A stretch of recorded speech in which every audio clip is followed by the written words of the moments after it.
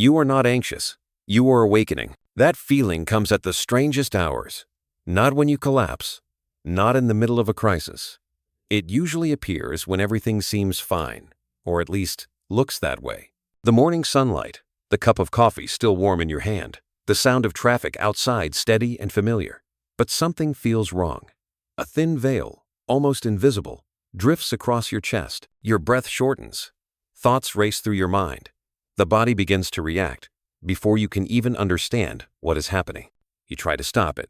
You take deep breaths, count slowly, tell yourself, "It's okay, I'm fine." But the harder you try, the tighter it grips. It crawls from your neck to your shoulders, spreading like a faint current, making your heart pound for no reason at all. You try to work, to listen to music, to check your phone. A notification, an email, a message, just one tiny spark, and your whole body reacts as if something urgent is happening. But urgent for what? There is no fire alarm. No one chasing you. Only you and a nameless, shapeless fear. At night, you lie in bed, stare at the ceiling, and realize how familiar this feeling has become. It arrives like an uninvited guest, then stays as if it never planned to leave. Sometimes you think, maybe something is broken inside me. Something in my brain, in my heart, in the way I live. Because others seem fine, still smiling, still sleeping well, still in control, but not you. You start to fear your own fear. Afraid that anxiety will return while you are talking to someone. Afraid others will see your weakness. Afraid that the day you feel normal will never come again. Then guilt creeps in. Guilt for not being happy even when you have reasons to be. Guilt for trying everything to get better but nothing works. The cycle repeats, like a melody that plays again every time you think the silence has finally arrived. They tell you it's a problem, that you need to heal, to learn control, to use techniques to manage your emotions. So you begin a tiring journey, reading books, listening to podcasts, trying every stress relief trick, practicing breathing, meditation, sleeping early. Each method feels like a key promising to unlock peace. Yet when you turn it, the door stays shut. Sometimes you even feel worse, because nothing hurts more than trying your best and still feeling wrong. But what if, just what if, you were never wrong? What if everything you are feeling isn't a disorder, but a signal? What if that tightness in your chest, that broken breath, those sleepless nights, are not system errors, but the way your body and mind are trying to wake you up? Think about it. How long has it been since you truly listened to yourself? How many days have you woken up, worked, smiled, done everything expected of you, while deep down feeling like you are playing a role that isn't yours? Maybe anxiety isn't a malfunction, but the truth rising from the place you've buried it too long. Some say anxiety is a sign of weakness, but that is not true. Anxiety is proof of a mind too awake to pretend that everything is fine. It is the natural reaction of someone who can no longer live in the illusion that they are happy, in control, and unafraid. Anxiety doesn't come from madness. It comes from awareness. Awareness sharp enough to see that something in life has drifted away from its true path. And that is the scariest part. Because if it isn't a disease, then you can't just cure it. You must listen to it, understand the message it brings. But listening to fear is an act of courage so great it feels almost paradoxical. When you face it, you can no longer hide behind false stability. You must admit that you are not truly at peace. Sometimes, anxiety doesn't come from outside. It rises from somewhere deep inside, where a forgotten part of you still waits. That part sits quietly in the dark, longing to be seen. Each time you ignore it, it knocks louder, making your body shake, your breath shorten. It doesn't want to hurt you. It just wants you to stop. Remember the last time you truly felt peace. Maybe when you were a child, when time moves slowly, when you watch the rain fall without thinking of anything. Now life is filled with plans, schedules, goals, and responsibilities. We no longer have time to simply exist. So anxiety walks in like an old friend and whispers, "Do you still remember who you used to be?" In a world that keeps urging you to be strong, anxiety is the soul's final rebellion. It doesn't come to punish you, but to tell you that you've gone too far from your true self. It appears when the mind can no longer bear the split between what you show and what you truly feel. When you smile while your heart is breaking, Anxiety is the cry for help from within. You may think you need to fight anxiety. But the strange thing is, the more you fight, the more you lose. Because anxiety is not an enemy. It is a mirror. It doesn't want to be defeated. It only wants to be seen. When you stop resisting, something small and miraculous happens. The tightness softens. It doesn't disappear, but it becomes gentler, as if it too is tired after years of being misunderstood. The world has taught us that every discomfort must be fixed, that strong emotions are wrong, that peace must be created by formula. But maybe peace isn't a reward you earn after controlling everything. Maybe it simply arrives when you stop trying so hard to be peaceful. Anxiety is your silent teacher. It shows you that life cannot be boxed in, that feelings don't need to be justified. Every time fear appears, it points to one truth. You are holding on to something that is no longer real, an image, an expectation, an illusion of certainty. And when you let go, even for a moment, you might notice a light emptiness, the very emptiness you've feared for years. But maybe, right there, peace has been waiting for you all along. Maybe you don't need to get rid of anxiety. Maybe you just need to wake up within it. Because sometimes, that suffocating feeling isn't a sign of collapse, but the moment you touch truth itself. You are not broken.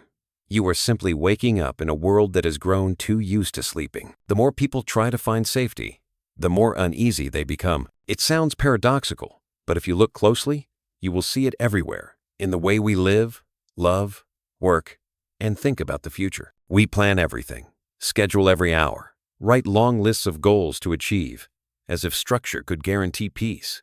Yet, ironically, it is that very effort to control that leaves us exhausted. Like someone holding a fistful of sand, the tighter they grip, the faster it slips through their fingers. The human mind is trained to fear the unpredictable. From childhood, we have been told, be careful, be prepared, don't fail. Over time, we come to believe that safety is the ultimate goal of life, that it's possible to build a place without risk or pain. But life has never worked that way. The world keeps changing. People come and go, the body ages, and every plan can collapse with a single phone call. Each time something doesn't go as we wish, we shrink back, believing we've lost the only ground holding us steady. Some mornings you wake up feeling like you're standing on fragile ground. You search for something to hold on to: work, love, success, recognition, but nothing feels solid enough. So you do what everyone does. You tighten control. You try to eliminate every risk, calculate every move, build circles of safety around yourself. And yet, the unease grows stronger, because what you are trying to control was never really in your hands. Alan Watts called it the paradox of existence. People want to live, but they want life to behave, to be predictable, painless. We forget that impermanence is what gives life its beauty. If you knew everything in advance, could you still call it living?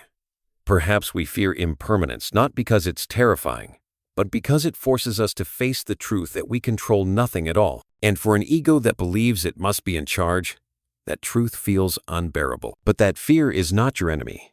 It is a reminder that you are still alive. The tightness in your chest, the sleepless nights, are not signs of failure, but the heartbeat of a soul that still wants to believe, that still wants to know what is real. When you worry about tomorrow, it means you still have dreams. When you fear losing someone, it means you still know how to love. The problem isn't that you are afraid, it's that you believe you shouldn't be. Imagine a world where you never worry. Everything is fine, nothing surprises you, nothing makes your heart race. A world completely safe would also be completely empty, because life always carries risk, and every genuine experience carries the possibility of pain. Maybe what makes you anxious isn't that the world is too dangerous, but that you're trying to live without truly allowing yourself to live. People often tell you to let go, but letting go is not giving up.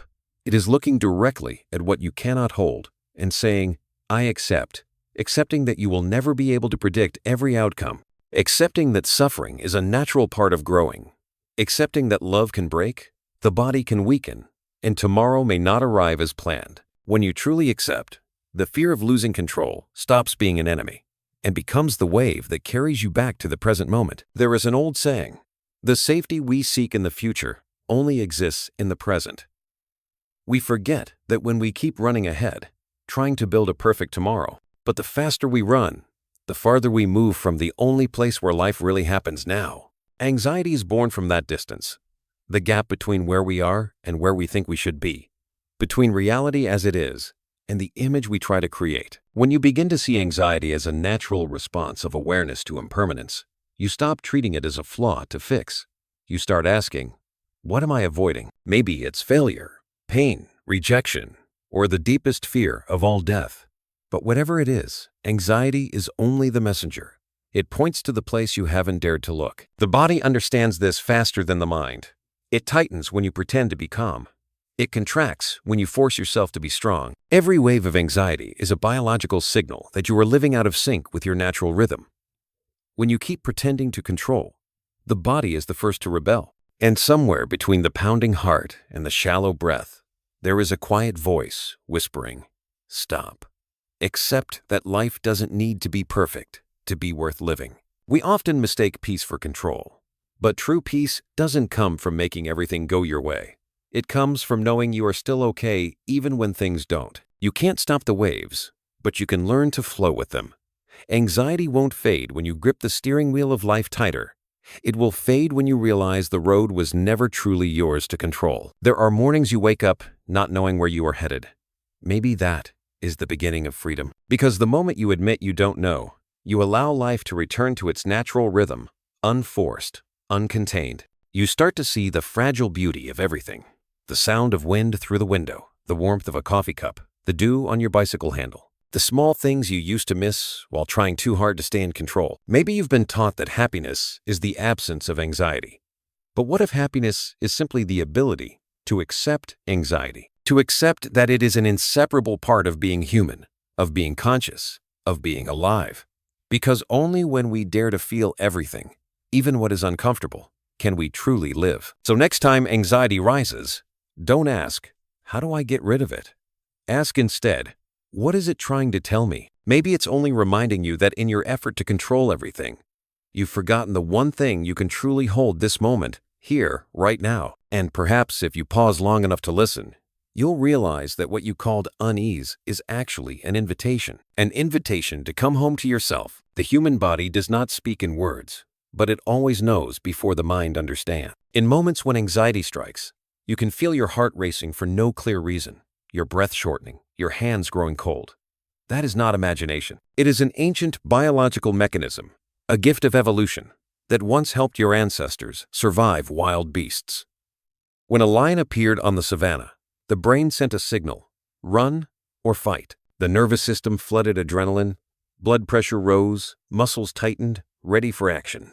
For early humans, that was survival. But you, sitting in an office or lying in bed, carry that same system, and now it can no longer tell what is real and what is just a thought. Today, the lion no longer comes from the jungle. It's the phone notification that pings at midnight, the glance someone gives you in a meeting, the unanswered email, the memory of rejection, the image of someone you compare yourself to. They are all invisible predators, but your brain cannot tell the difference.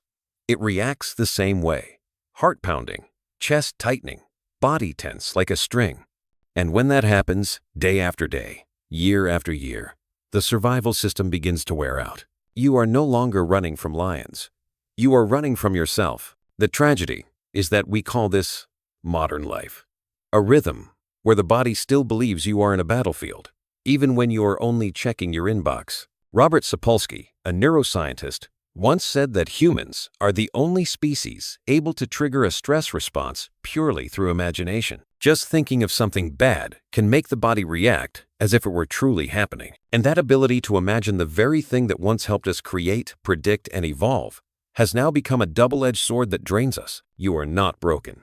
You are simply living in an ancient body thrown into a modern world.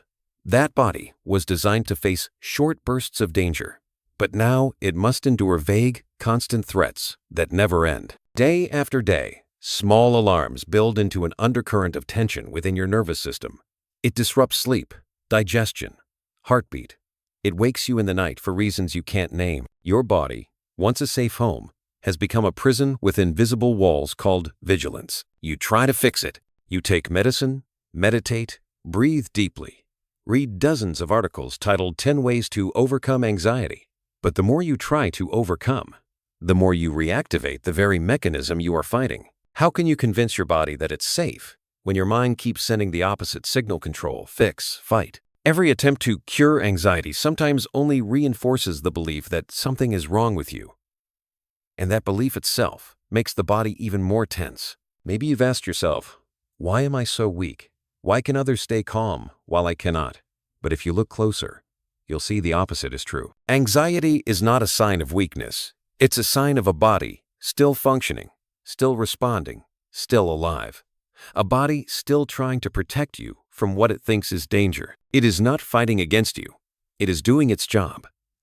It's just that the job has become outdated in this modern context. When you understand this, perhaps for the first time, you will stop resenting your body. Instead of seeing it as a betrayer, you'll see a loyal creature doing its best to warn you, even if it sometimes gets it wrong. It trembles not because it is weak, but because it is afraid. And that fear, when listened to instead of silenced, slowly begins to soften. Imagine holding the hand of a frightened child. If you yell at them to be quiet, they will only grow more scared. But if you kneel down, rest your hand on their shoulder, and whisper, "It's okay, I'm here," they begin to calm. Your body is the same. It needs presence, not command. You cannot defeat anxiety, but you can soothe it by no longer running from it. And if this touches something in you, if in these words you recognize yourself, pause for a moment. Let your heart slow down. Know that millions of others are sitting somewhere right now, breathing just like you, trying to find a small sense of peace inside their bodies. You are not alone, and you are not broken. If this message awakens something in you, share it, not as advice, but as a gentle touch. Somewhere out there, someone may need to hear this. They are not crazy. They are simply living in an ancient body trying to adapt to a world moving too fast. When you begin to understand the language of the body, you realize anxiety doesn't come to destroy, but to warn that your rhythm is no longer natural. It tells you that you have forgotten how to listen to yourself, that you cannot live only in your head, in plans and worries, while forgetting that this body is the foundation of every emotion you feel. You may not believe it yet, but the body always knows how to return to peace. It just hasn't been allowed to. Each time you pause, breathe deeply, relax your shoulders, and feel your feet on the ground, you send it a signal that the danger has passed. You don't have to force yourself to stop feeling anxious. You only need to allow your body to believe that it doesn't have to keep running anymore. Sometimes healing doesn't begin with grand changes, but with a simple act: sitting still, listening to your heartbeat, and quietly saying, "Thank you for trying to protect me." In that moment, you and your body are no longer two separate beings. You become whole again, fully human. And maybe, for the first time in years, you truly begin to breathe. The world is moving at a speed the human body was never designed to keep up with. We live under artificial lights, surrounded by constant noise and schedules that never rest. We eat fast, talk fast, think fast, and fear being left behind. Everything around us is built to trigger that ancient survival instinct. The fear of falling behind, of being forgotten, of becoming irrelevant. In a civilization that worships control, anxiety has become the price we pay for the illusion of safety we keep buying. We are told that if we plan carefully, work hard, and control every outcome, we will finally be at peace.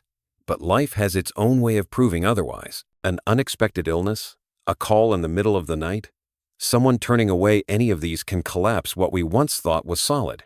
And what do we do after each collapse? We build another wall. The more afraid we are, the harder we try to control. The more we try to control, the more exhausted we become. Anxiety is no longer the symptom of one person, but the shared condition of our age, a quiet fatigue built into modern life. Have you noticed how people now fear silence? In coffee shops, everyone stares at their phone. In elevators, we avoid each other's eyes. In moments of stillness, we rush to find something to do, as if silence itself were dangerous. The world has taught us that to survive, we must always be doing something. Yet the silence we avoid holds the only answer we need. We have lost connection with ourselves. The more tools we have, the weaker we become in the face of uncertainty.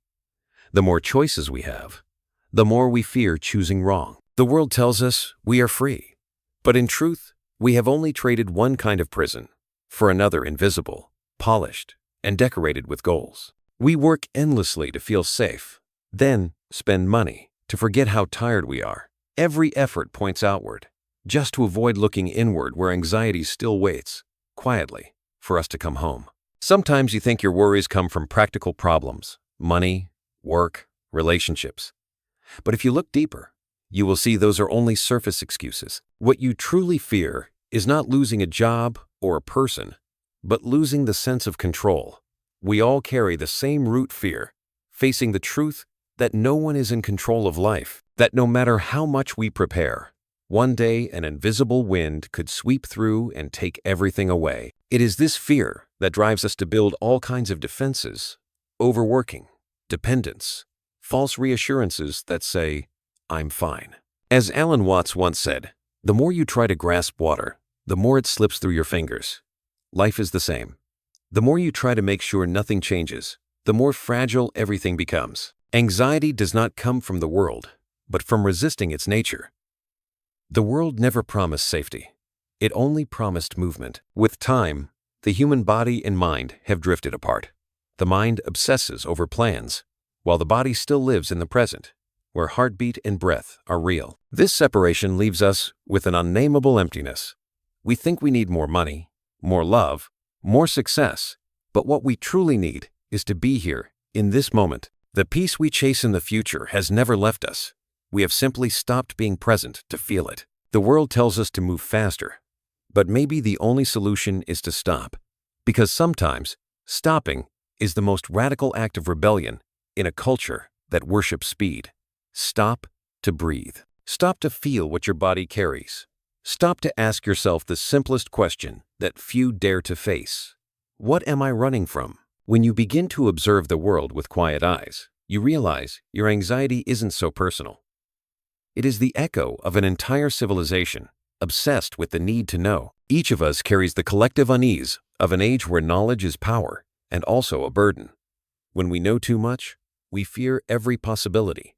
When we have too many choices, we doubt every path. In that way, anxiety is the awakening of the mind overwhelmed by its own awareness. And perhaps the bravest thing a human being can do now is not to control more, but to expect less.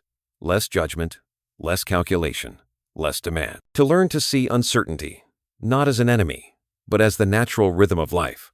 Because in the end, peace does not come from keeping the world still, but from learning to stand steady within its motion. Maybe it is in your helplessness before the unknown that you finally begin to grow. Because that is the moment you realize you cannot hold on, yet you can still love. You cannot guarantee, yet you can still trust. You cannot know what's ahead, yet you can still live fully in every breath. And when that happens, anxiety is no longer a frightening invader, but a gentle wave, reminding you that you are still here, still alive, still feeling, still learning how to loosen your grip in a world that never stops moving. There are moments, after all your efforts to control and escape, when you suddenly realize that anxiety does not come to destroy, but to tell you something. Not through words, but through feeling. Through a tightness in your chest on an ordinary morning. Through cold hands when there is nothing to fear. Through sleepless nights that you cannot explain. Every wave of anxiety is a message, a knock from the part of you that has been silent for too long. It doesn't ask you to fix anything. It only asks, why have you lived so far away from yourself? Maybe for a long time you've lived like an actor in your own play, saying what should be said, smiling at the right moments, showing calm, confidence, and strength as the world expects. But deep in your chest, there is a part of you trembling with fatigue. That part no longer wants to pretend to be strong. It just wants to breathe as it is, to tremble, to fear, to be weak without being judged. And when that part is suppressed for too long, it begins to rebel through anxiety. In a way, anxiety is the gatekeeper between the true and the false. It sounds the alarm whenever you drift too far from what truly matters. It refuses to let you pretend that you're fine when your soul is exhausted. It will not let you play the role of someone happy when everything inside you is cracking. So when anxiety appears, it is not a betrayal. It is the guardian reminding you to return to the honesty you have forgotten. Alan Watts once said, "To be insecure is to be alive." That simple sentence holds a deep truth. We are only truly alive when we allow ourselves to feel our fragility. We suffer not because of anxiety, but because we refuse to accept that life is uncertain by nature. Instead of admitting it, we tighten up, build walls around our hearts, and create a perfect version of ourselves. And that is where anxiety begins, in the friction between the life we live and the life that is real. The body understands this in its own way. Every time you stay silent when you want to speak, the body remembers. Every time you smile when you want to cry, it tenses to hold the role together. Every time you say, "I'm fine," while feeling heavy inside, your body strains to maintain that illusion of fine. It doesn't know how to lie, it only knows how to react. And anxiety, more than anything, is the body's way of saying something is no longer true. So maybe the problem isn't that you feel too much anxiety, but that you've stopped listening to it. You rush to silence your emotions with pills, with work, with distraction, with empty reassurances. But buried emotions never disappear. They only change shape. They return in dreams, in bursts of anger, in quiet emptiness, until you finally sit down and ask, "What am I pretending?" From another angle, anxiety is a wake-up call.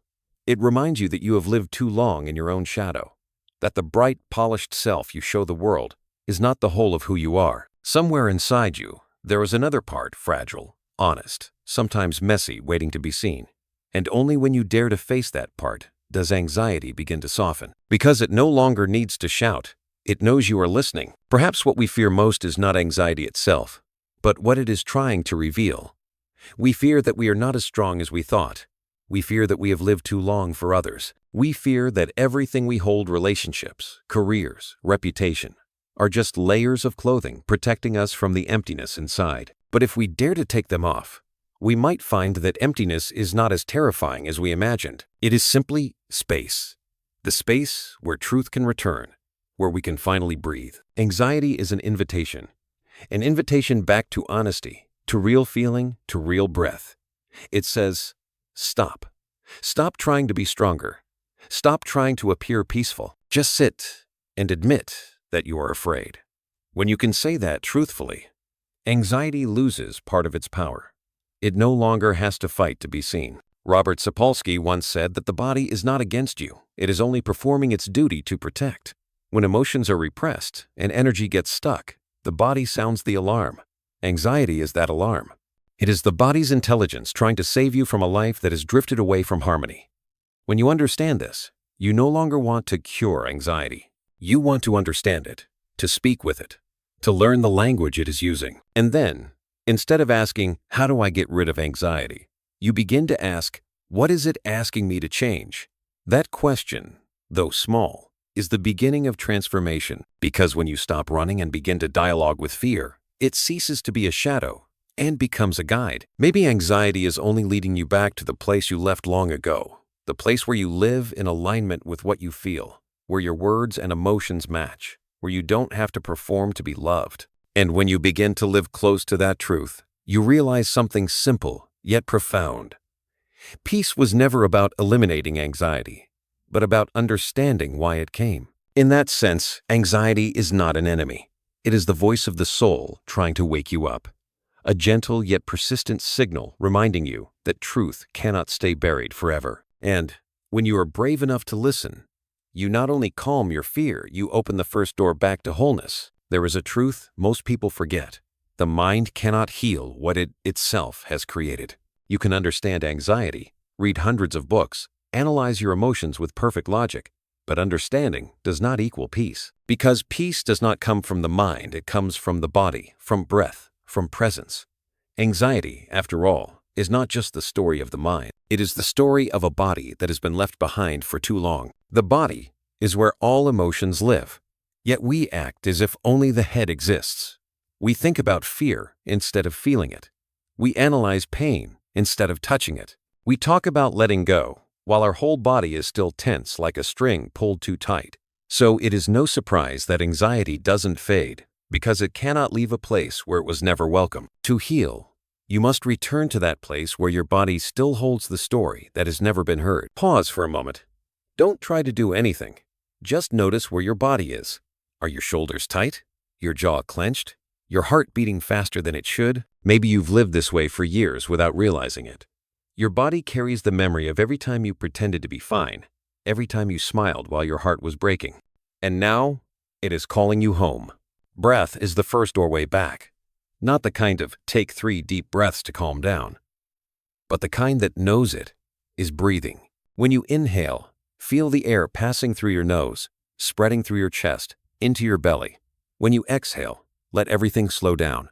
No rush, no effort. Simply notice that you are here.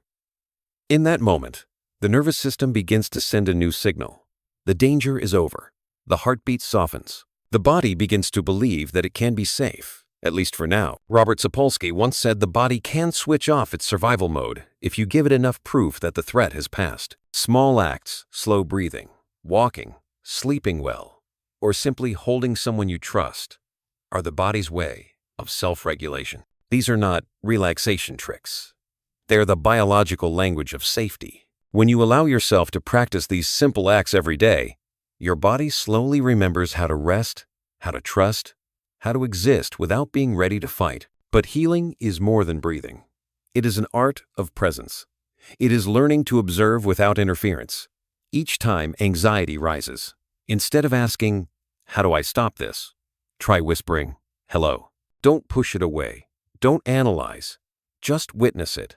Let the trembling, the heartbeat, the short breath exist. See them as waves coming, passing through, fading away. Everything you feel is just energy moving.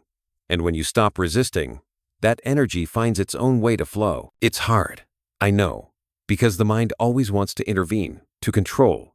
It fears that if you don't do something, anxiety will swallow you whole. But you've been doing for so long, fighting, avoiding, running, and perhaps not once has it brought real ease. So maybe it's time to try the opposite. Do nothing. Just sit, place a hand over your heart, feel each beat, and whisper, "I'm still here." In that stillness, something strange happens.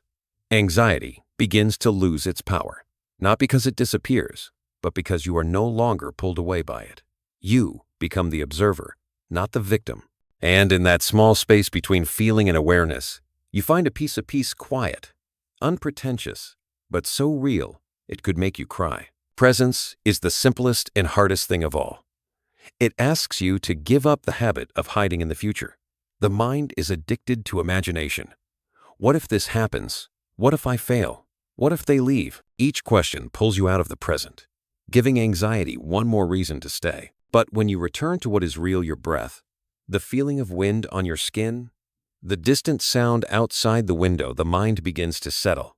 You are no longer trapped in things that haven't happened. You are back with what truly is. Don't expect miracles. Healing doesn't happen in a day, and anxiety may never vanish forever. But if you can return to your body even once a day, you've already begun to reverse the cycle. Anxiety stops being the hunter and becomes a soft reminder that you've drifted from the present. Each time you notice and return, you are practicing freedom, the deepest freedom a human can have. And perhaps, one quiet afternoon, you will realize something without anyone telling you. Peace is not the absence of anxiety. Peace is when your heart still races, your breath still quickens, yet beneath it all, there is a part of you watching, gentle and unafraid.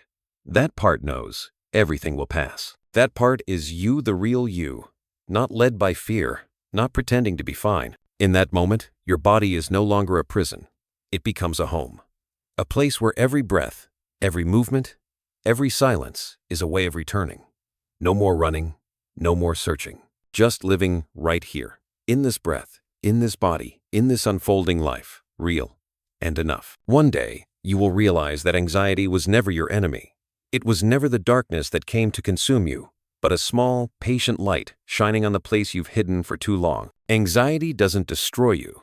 It's trying to wake you up, to remind you that life is not a race toward safety, but a journey of learning how to live fully within uncertainty. You begin to understand that things don't have to be okay for life to be worth living. You might still wake with heaviness in your chest, still have nights when your heart races for no reason, but now, you no longer fear those moments the way you once did. You sit with them as if beside an old friend. You listen instead of resisting. And in the silence, you realize anxiety no longer controls you because you have stopped trying to control it. The world outside remains loud, demanding you to be strong, productive, positive. But now you know that courage is not the absence of fear. It is the willingness to feel fear without letting it define you. You stop trying to become the perfect version of yourself that society expects. You start returning to being human, imperfect, but sincere. Not steady all the time, but able to rise after each trembling fall. Alan Watts once said that people spend their lives trying to fix the world outside without looking within. And that is why we suffer. We try to change the scenery instead of changing the way we see. But when you begin to see anxiety as a natural part of being human, like breath, like rain, like the turning of seasons, you no longer want to cure it. You want to learn with it, grow with it, to understand what it is teaching you. That true safety never comes from holding the world still, but from learning to stand steady in its movement. Robert Sapolsky, through the lens of science, showed that to understand the body is to understand yourself. Every anxious reaction, every racing heartbeat, is not a sign of failure, but proof that your system is still working, still protecting you. When you begin to honor your body, instead of treating it as a traitor, you open another doorway to peace, gratitude. And that gratitude, not control, becomes the deepest medicine a human can have. Peace is not a reward for the perfect. It is a gift for those who dare to face themselves.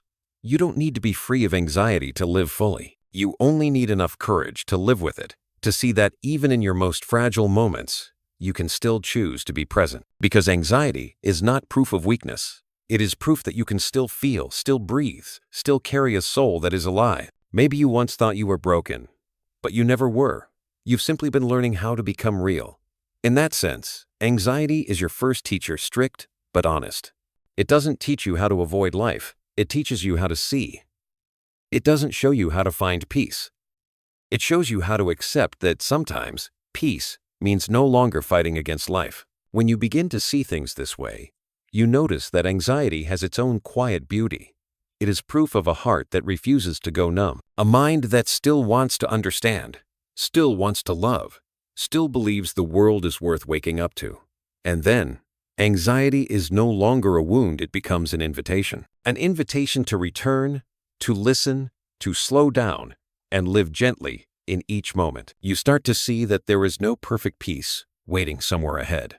True peace lies in no longer needing to chase it. It is here, in the quickened breath, in the sleepless night, in the moment you realize you can still love, even without certainty. And that is the moment you truly grow up, not because you've stopped being afraid, but because you've learned how to hold your fear with tenderness. This journey has no destination. It only has one direction, inward. Each deep breath, each pause in the chaos, each moment you listen to your body instead of blaming it, brings you closer to yourself. You stop seeking a life without anxiety, and instead, learn how to live with anxiety gently, honestly, and humanly. And maybe, when you look back, you'll smile and understand this. Peace was never the end of the journey. It has always been the way you walk it. Slowly, breathing evenly. Not fixing yourself, not fixing the world, just living, real, and enough.